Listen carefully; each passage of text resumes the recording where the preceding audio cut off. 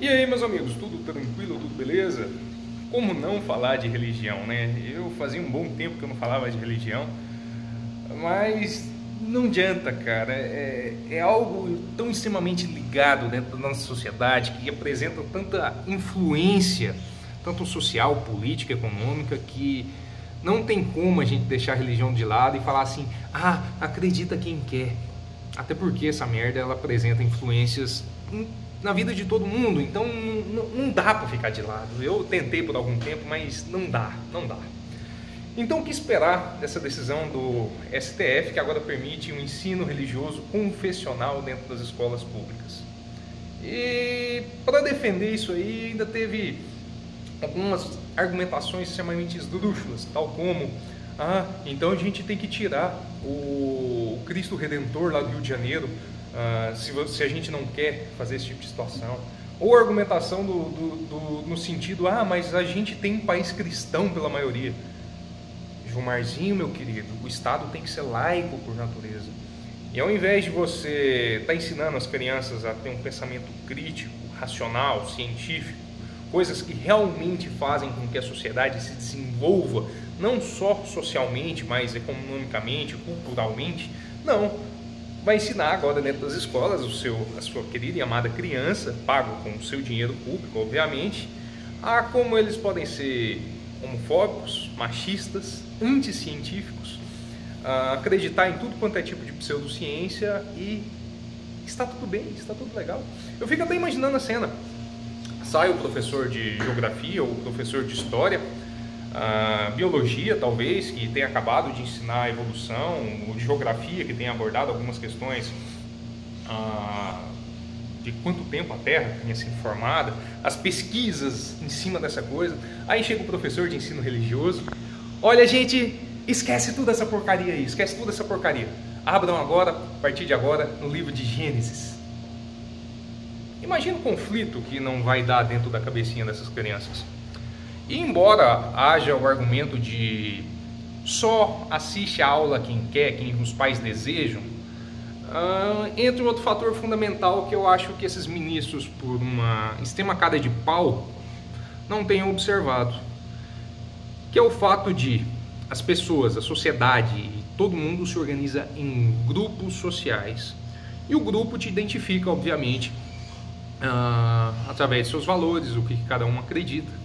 E dentro de uma sociedade onde você já tem muitas vezes o bullying, que é um termo relativamente novo, onde você precisa muitas vezes estar inserido dentro desses determinados grupos para fazer parte, como que uma criança, mesmo que ela não acredite, tem a primeira parte.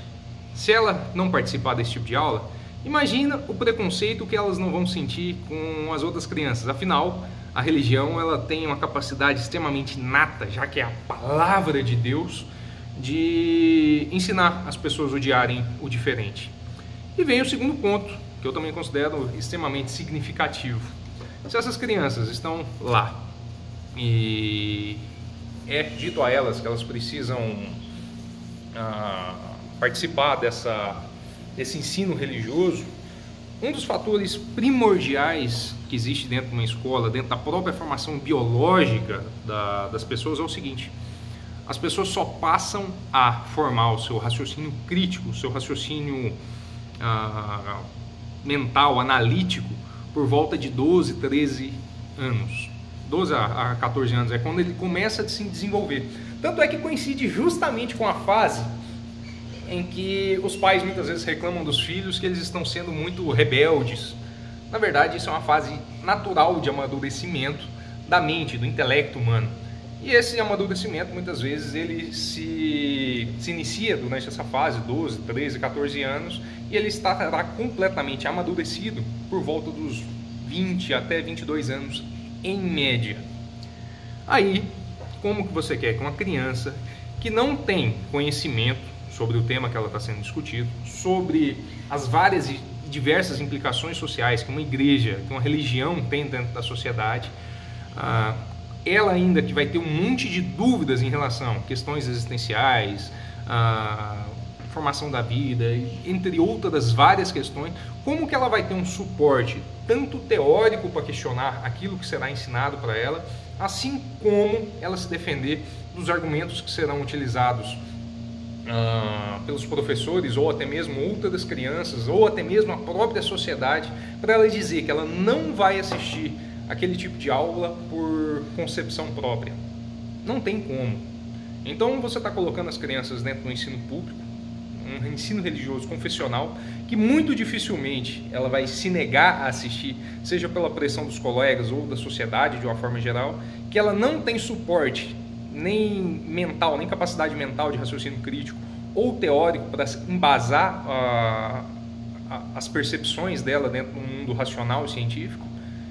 Então, obviamente, de uma forma muito lógica, você está condenando essa criança a sentir, a ter uma lavagem cerebral instituída pelo próprio Estado a essa criança. E para os governantes, obviamente, isso aí é muito interessante, porque a religião, dentro das concepções de faça o bem que você ganhará o bem, faça o mal que você ganhará o mal, entre essas outras ideologias que são muitas vezes pregadas dentro da igreja, ensinam a sociedade de uma forma geral que ela deve ser bovina, passiva, e que tudo está a critério de Deus, e se algo está acontecendo é porque Ele quer. E não, obviamente, não muito diferente, as sociedades que são mais religiosas são aquelas em que os governantes mais se aproveitam da ignorância e inocência de seus povos. Então, só dá para lamentar uma atitude dessa sendo instituída pelo nosso órgão máximo de direito, que é o Supremo Tribunal Federal. O que fazer, né? E um detalhe interessante, se você for ver as pessoas que votaram a favor desse ensino confessional dentro das escolas, são justamente os ministros que você tem mais, como eu posso dizer, mais rabo preso em várias questões. Será coincidência? Não sei, me diz você. Valeu, um abraço.